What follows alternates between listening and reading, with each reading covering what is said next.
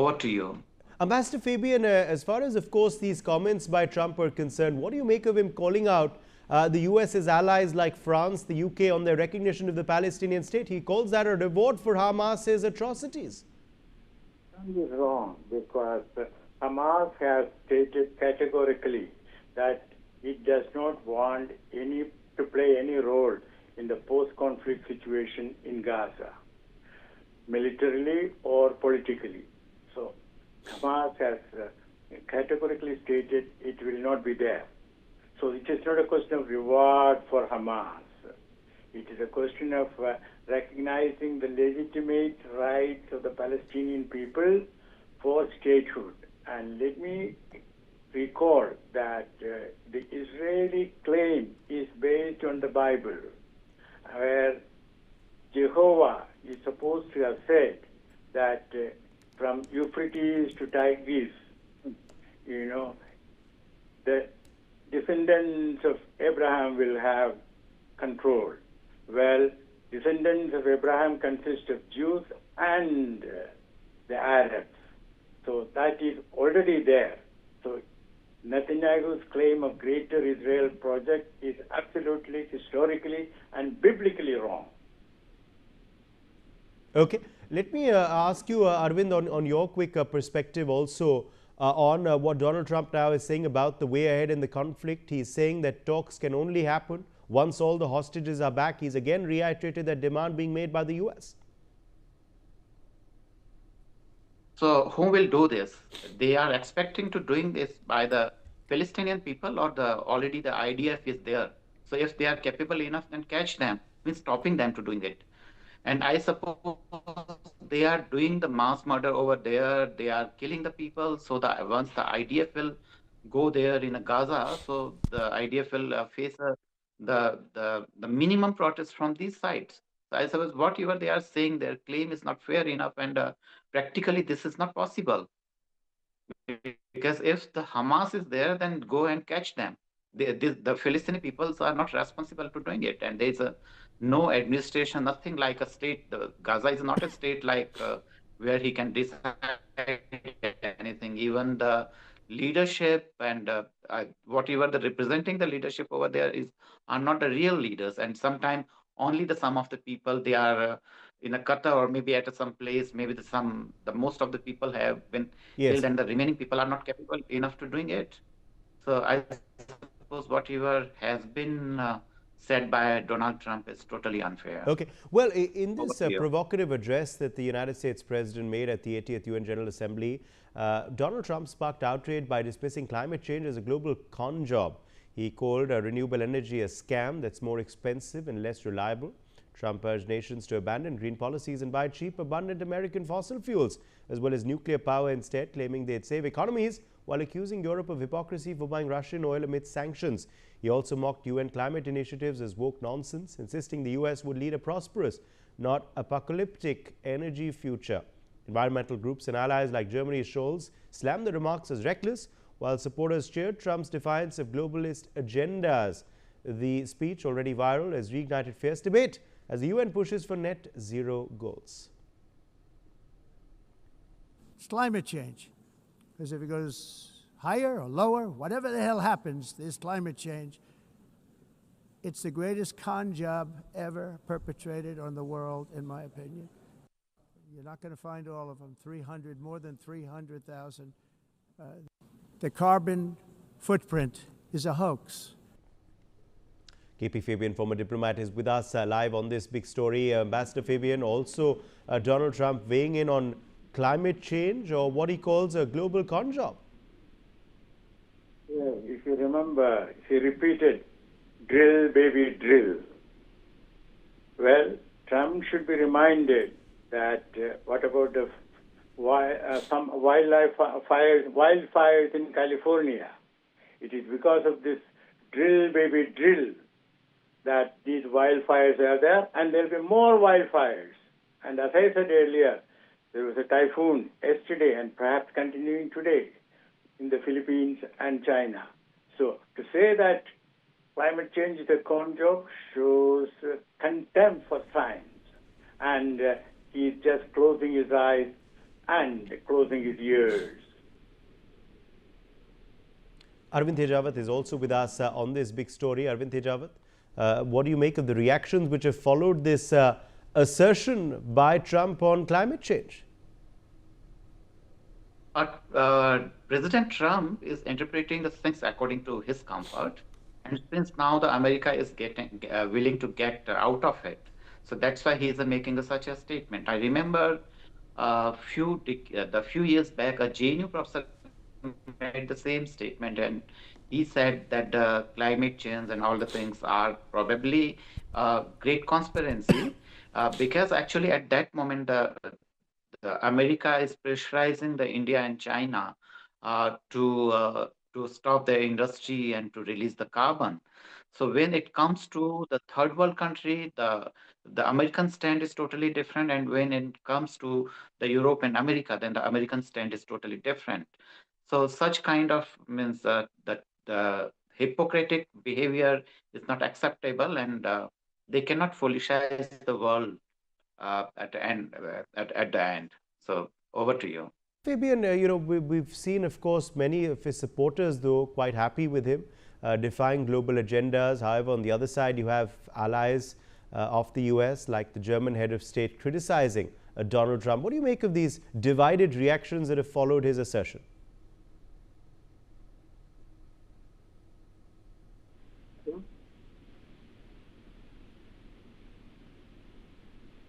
Hello. Please go ahead, sir. We can hear you. Yes, Trump is polarizing. That is his primary quality. And he is able to carry on some people with him for some time. As Abraham Lincoln said long, long time ago, you can fool some people for some time, you can fool all people for some time, but you cannot fool all people for all time. That is what we have to remember whenever we listen to Trump.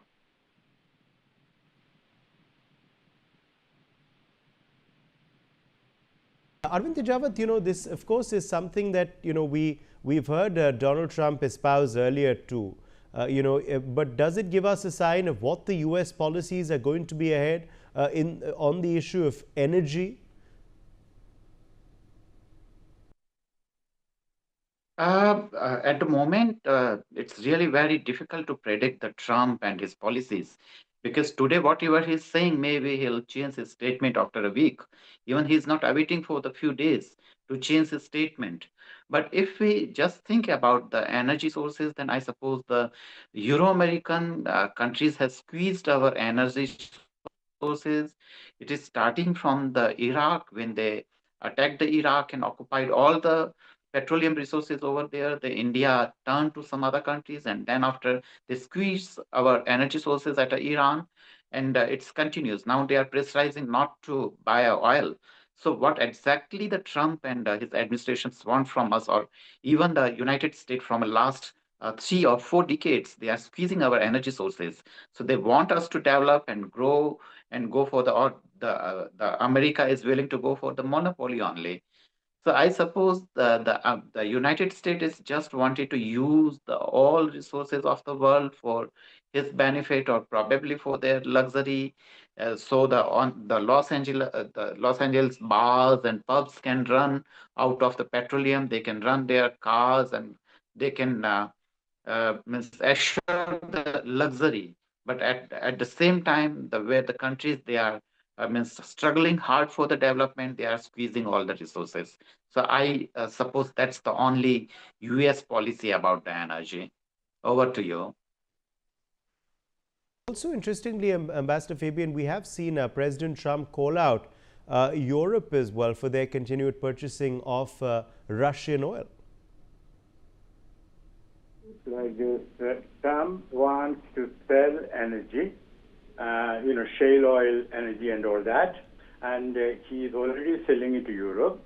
We have been buying from America, and let me make it clear. We have been buying it from America at a price which is not commercially determined, but politically manipulated, because the transportation cost there. Now, that is what Trump wants to do. And here is a real estate tycoon. Now, she is the most enthusiastic salesperson for American energy, American weapons, and that is all that he wants. He does not have a proper vision for the world, and as the Bible says, where there is no vision, people will perish. Yes, Arvind Tejawat, as far as, of course, now these assertions on Europe go, how do you believe Europe will respond to them? I believe that the Europe will hardly go with Trump, because I suppose the European countries are free enough, though this is also true that they cannot directly have a dialogue, or maybe they are not going to change the policy at the moment. But I believe that the European countries are not going to be agree with the Trump, and they will continue buying the Russian gas and other minerals and all that. So I suppose that the Europe is not going to change his policies because of the Trump pressure, because the Trump is not in a condition to pressurize Europe a lot. Okay. Well, at the 80th United Nations General Assembly, President Trump did accuse India and China of being the primary funders of Russia's war in Ukraine. He claimed their massive purchases of cheap Russian oil are bankrolling Putin's invasion. India's billions keep this war going, is what Trump charged, vowing US sanctions to cut Moscow's cash flow. India, though, fired back, calling the remarks misguided, while global markets have wavered. The jab, part of a fiery speech, risked straining US-India ties once again.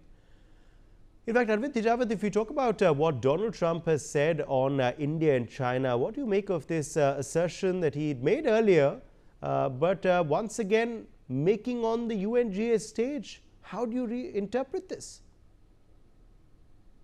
I believe that India is not a Europe, and India has a free policy in terms of its foreign policy and believe in non-alignment. So probably if the United States want India to be the Europe, then it's never ever possible, because the India's interest is somewhat different.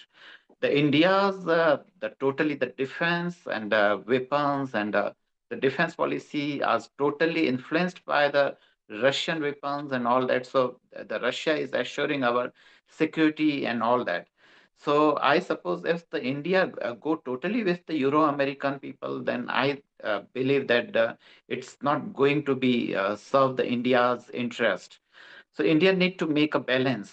But if the Trump will continue keeping the creating a trouble for the India by the H1 visas and to impose a high fine and tariffs and all that, then I suppose the India will turn his direction towards the China's and even the China has relaxed his visa policy, so the Indians can come and even the China have offered India to go there and to learn the technologies. And China, if I'm not wrong, then his foreign minister made a statement few days back that China is ready to help India to establish the industries over there. So if the China is doing much more in compared to India, then definitely the India will turn towards the China. But at the moment, this is not going to be true, because there are lots of troubles and lots of, I suppose, the yes, in fact, over India there. India has responded to what Donald Trump has said. They've called these remarks misguided. Yes, of course, it's misguided at all. The Donald Trump is only misguiding, and I suppose no world leader is going to rely on his words, because whatever today he's saying, maybe he'll change his statement maybe after 7 days. It happened in a term of Ukraine. The earlier he was saying that the Ukraine should agree with the Russia. Now he's saying that the Ukraine can occupy the his on land from the Russia again. So he's changing his statement without taking any responsibility. So he's a person, and this is a part of his policy and his policymakers to confuse the world and the world leader. Over to you. All right, let me in fact draw in Ambassador Yogesh Gupta, former diplomat